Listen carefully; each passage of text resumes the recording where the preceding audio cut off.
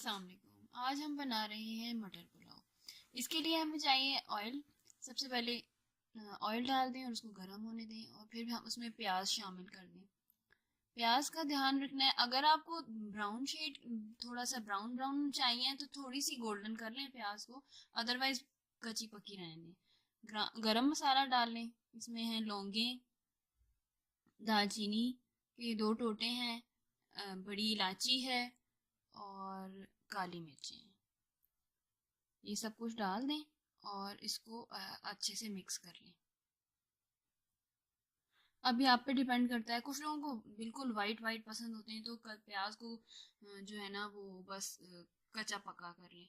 लेकिन अगर आपको थोड़ा ब्राउन शेड चाहिए तो आप थोड़ी सी गोल्डन कर लें, अप टू यू। जैसे ही थोड़ी सी पकने लगे तो फिर ज़ीरा डाल दें।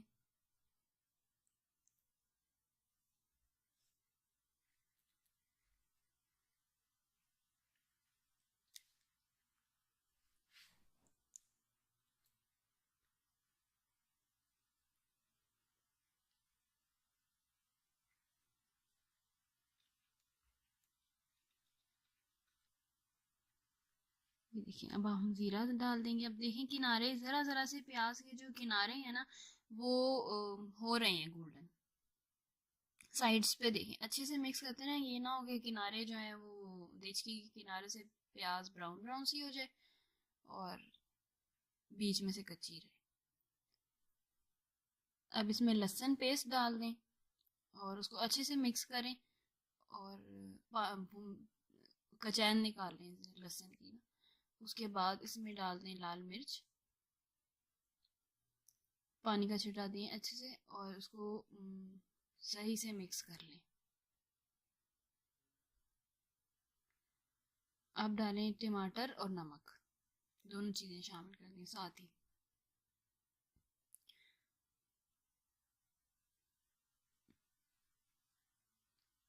पानी भी साथ में डालें ताकि अच्छे से टमाटर गल जाएं।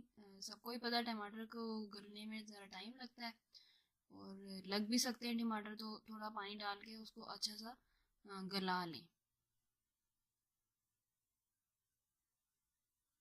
अच्छा, ऐसा है कि हम तो डाल रहे हैं मटर कच्चे ही। अगर आप चाहते हैं तो आप पहले मटर को बॉईल कर लें और उसमें थोड़ा सा जितना चावलों में नमक डालने को कहा है ना उसका आधा जो है ना नमक आप मटर्स में डाल लें और उसको अच्छे से बॉईल कर लें और वही पानी आप चावलों में यूटिलाइज कर सकते हैं डालने के लिए मेजरमेंट में। अभी आप देख रहे हैं कि किस उबाल आ रहा है तेज तेज, और इसको ढक दें, हल्की आंच कर दें उबाल आए तो, ताकि टमाटर सही से गल जाए। जब मसाला भुन जाएगा घी छोड़ देगा मसाला और टमाटर भी उसकी कचैन भी ख़त्म हो जाएगी, खटास जो होती है। तो फिर उसमें जो है ना अगर कच्चे मटर डाल रहे हैं तो हम इसी तरह इस कंडीशन में हम जो है ना अब मटर डाल देंगे। अगर आप गला के डाल रहे हैं तो आप अच्छी तरह मटर को टमाटर्स को पहले गलाएं, भूनें, उसके बाद आप एंड पे बिल्कुल गले हुए मटर डाल दें।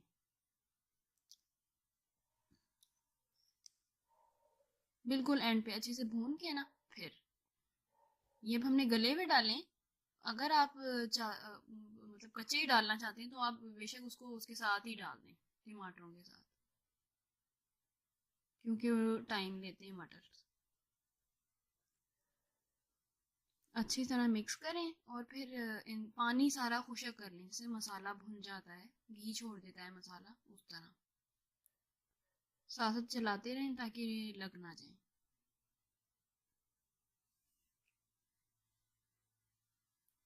मटर गला के बनाने का फ़ायदा ये है कि हमें जो है ना एग्जैक्ट उसकी खुशबू ज़्यादा अच्छी हमारे चावलों में आती है। वरना अगर हम उस तरह करें आ तो बन तो उस तरह भी जाते हैं, लेकिन ज़्यादा लज्जत जो है ना वो मटर को गला के ही आती है। अब जितनी मेजरमेंट का पानी कहा है उतना डाल दें और उसको जो है ना उबाल आने तक वेट करें।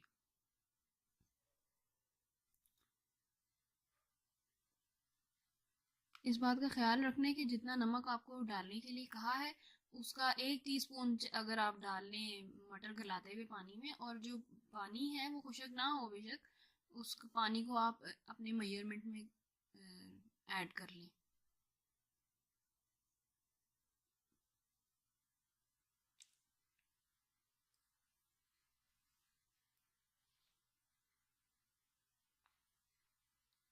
अब जैसे ही उबाल आ रहा है तो हम इसमें चावल शामिल कर देंगे अपने।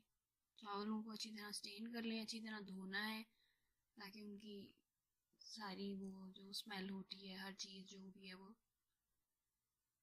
साफ हो जाए। उसके बाद उसको अच्छी तरह उसका पानी ड्रेन कर देना है और फिर शामिल कर देना है।